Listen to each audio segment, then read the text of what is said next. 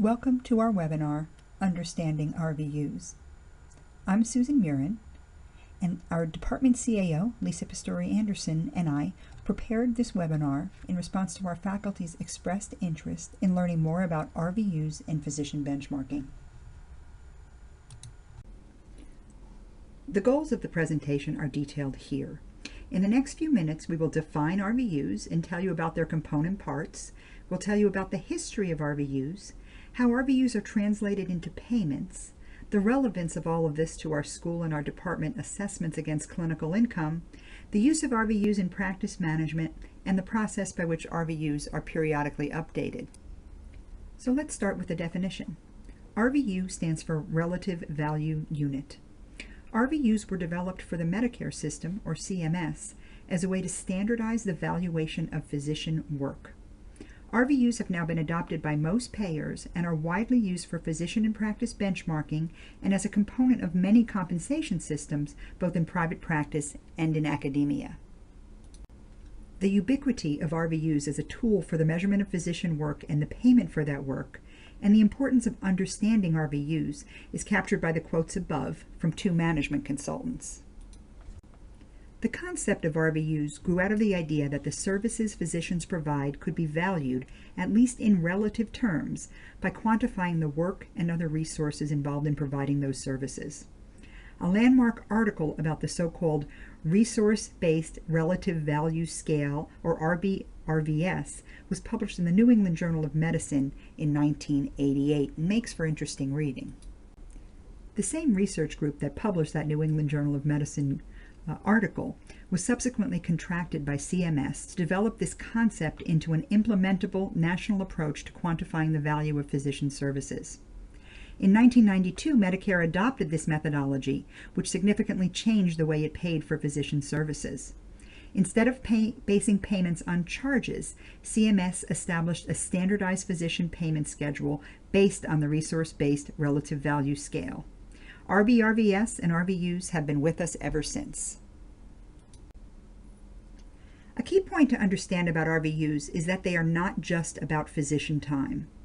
In addition to time, RVUs were designed to take into account technical skill and physical effort, the required mental effort and judgment, and the stress due to the potential risk to the patient in providing a given service. So 15 minutes of brain surgery is valued much more highly than 15 minutes of well-person care. So Medicare, and the many payers who have adopted similar methodology, pay physicians based upon specific CPT, or current procedural terminology, codes for the work we do. Every service has a CPT code. There are now 10,000 of them, and every CPT code has an RVU value assigned to it. Most simply, multiplying the RVU value associated with a given service by the dollars per RVU being paid by Medicare, which is a figure also called the conversion factor, since it converts RVUs into dollars, establishes the Medicare payment for that service. Of course, it's not quite that simple. The total RVU associated with a given CPT code actually has different component parts. There is a physician work component called the work RVU, and there are additional components for practice expenses and malpractice expenses. This is in order to recognize that the cost of the services provided by the physician encompass more than just the direct cost of the physician's time. Now, as mentioned, the physician work RVU part of total RVU captures the time, technical effort and skill, mental effort and judgment, and stress involved for the physician providing that service.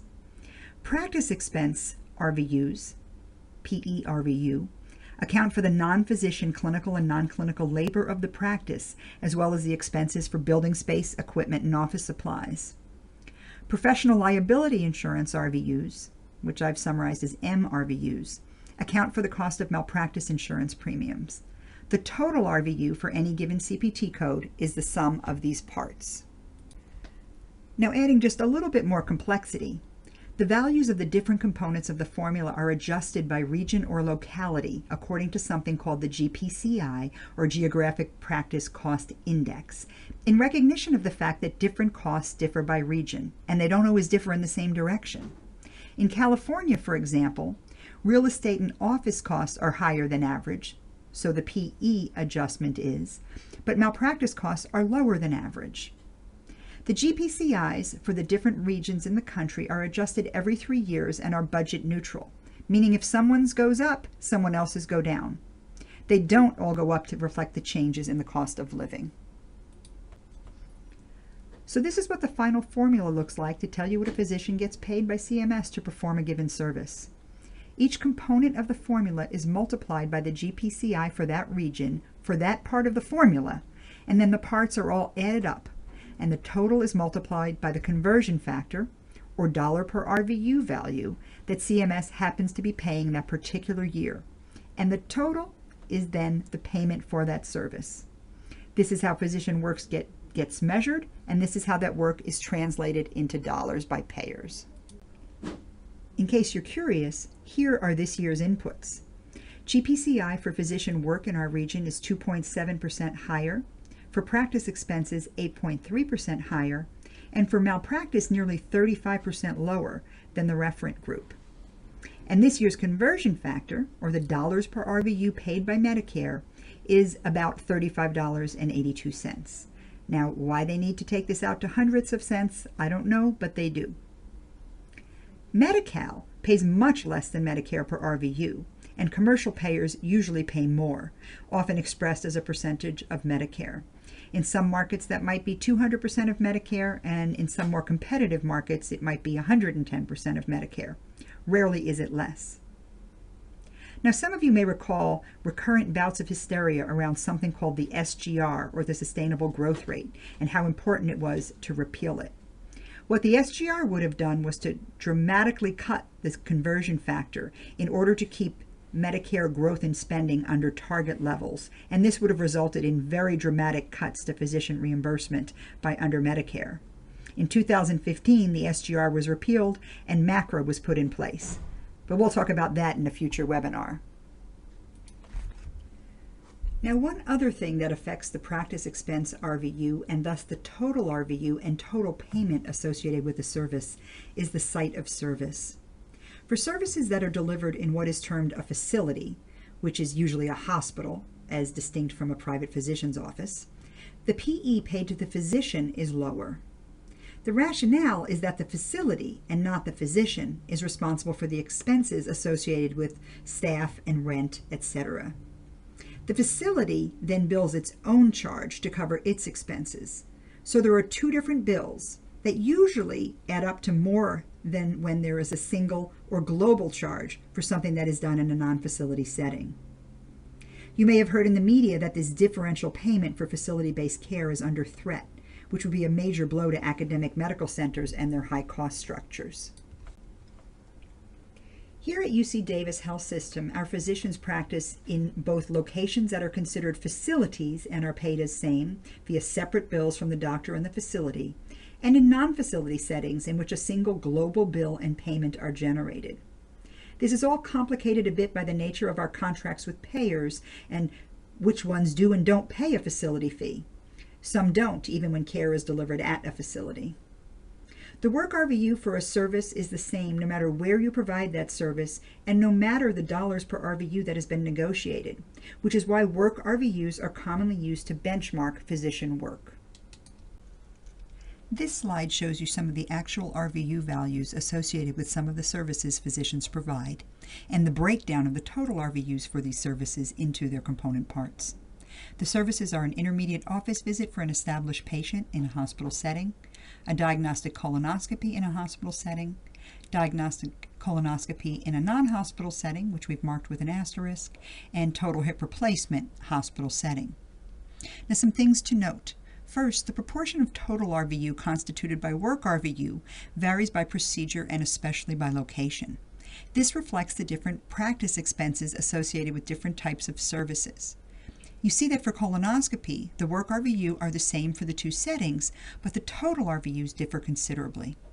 As we discussed, that is because in the non-hospital setting, the practice expense RVU is much higher since the physician will be paying all of the practice expenses from the payment that they receive. In contrast, in the hospital setting, the PE RVU is much lower because the hospital will cut a separate bill for its expenses associated with the procedure. Now, there are still some practice expense RVUs for the physician, as the physician will still have some expenses associated with the procedure, such as the cost of sending a report to a referring physician. This variability in total RVU, but not work RVU, by site of service underscores why work RVU and not total RVU are the right units for benchmarking physician work. Finally, you can see that the work RVU associated with procedures such as surgery are much higher than for non-procedural work. You should know that the work RVU for that surgery does include all work the physician does during a 30-day global period, including all pre- and post-operative care in that interval, which is not separately billable. Now I'd like to take a minute to discuss how this topic of RVUs ultimately relates to the assessments or taxes that we assess against the clinical income our physicians earn. Well, as you've seen, a part of the payment that physicians receive is intended to be physician income, that's the part attributable to the work RVU, and a part is intended to cover practice expenses and malpractice insurance.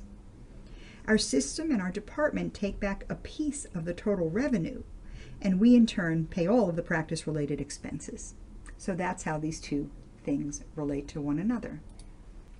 So RVUs, and particularly work RVUs, are commonly used to assess physician and practice productivity. Why? Because they're standard, they're payer mix independent, unlike dollars collected, and benchmarks are available, so we can compare apples to apples. Work RVUs are frequently the sole or main basis of compensation in private practice settings. We benchmark work RVU to expected work RVU based upon national data for academic medical centers as a practice and performance management tool. Some departments and divisions in the school use work RVUs as the basis for some or all of their bonus payments, and in a few cases, even for the Y component of negotiated salary. This slide provides some examples of work RVU benchmark data. And you see we've listed here a number of different specialties and then provided benchmarking numbers from two different organizations. First, the MGMA, or Medical Group Management Association, which provides data by region. So this is the Western U.S. data for medium work RVUs. And then their data from the FPSC, or the Faculty Practice Solutions Center, also called Vizient, which benchmarks academic medical centers. And you see a few things. Number one, the median RVUs for a full-time practicing clinician differ a bit between the two sets of benchmarks, though usually not dramatically. The benchmarks are usually a little bit higher for FPSC, largely because of the extender role played by trainees. The second thing to note is that RVU expectations are higher in the procedural specialties, where the RVUs that can be earned per unit time tend to be higher. Now, a question I'm often asked is, how can I increase the number of RVUs I generate? Well, now that you understand how RVUs work, it should be obvious that there are only a limited number of options for doing this. The first, most obvious, and least popular option is to do more work, see more patients, generate more RVUs. The second option is to work differently. For example, to add procedures to your practice or to change the mix of new and follow-up patients in your clinic practice. The third option, and I'd argue the best, is to better document your work. We provide complex care for complicated patients, but in order for your E&M work to bill at the highest levels, that care has to be very well documented. Better documentation equals higher levels of coding and higher RVU generation. The final way is to advocate for improvement in the RVU values assigned to the work you do, and this advocacy should occur through your specialty society. So that brings us to the next issue, which is, how do the RVU values associated with the work we do get changed over time? Well, the values in the RV-RVS scale are reviewed periodically by a panel of physicians known as the Relative Value Scale Update Committee, or RUC, that represent every sector of medicine.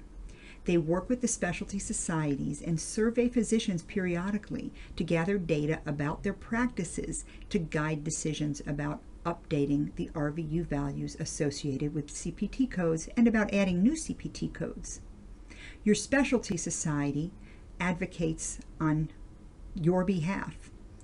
Now remember, when the RUC makes changes, everything is relative. Literally, there aren't absolute increases, there are relative changes in these values. So now we've shared with you everything you ever wanted to know about RVUs and perhaps a bit more. Just to summarize, RVUs are relative value units that are used to standardize the valuation of physician work, taking into account both the time required for that work and the nature of the work. RVUs have multiple components, including a physician work component, a practice expense component, and a malpractice expense component. RVUs are translated from value units into dollars after geographic adjustments to their components and then multiplication by a conversion factor which is set annually by CMS. Practice expense RVU for a given service vary according to whether that service is delivered in a facility or hospital or in a private office setting. And RVUs are commonly used as benchmarking and practice management tools, including here at the UC Davis Health System. We provide here just a few references if you want to know more about this topic. There are numerous references available online and through your specialty societies. Also, please feel free to speak to me or Lisa Pistori if you have further questions. Thanks so much.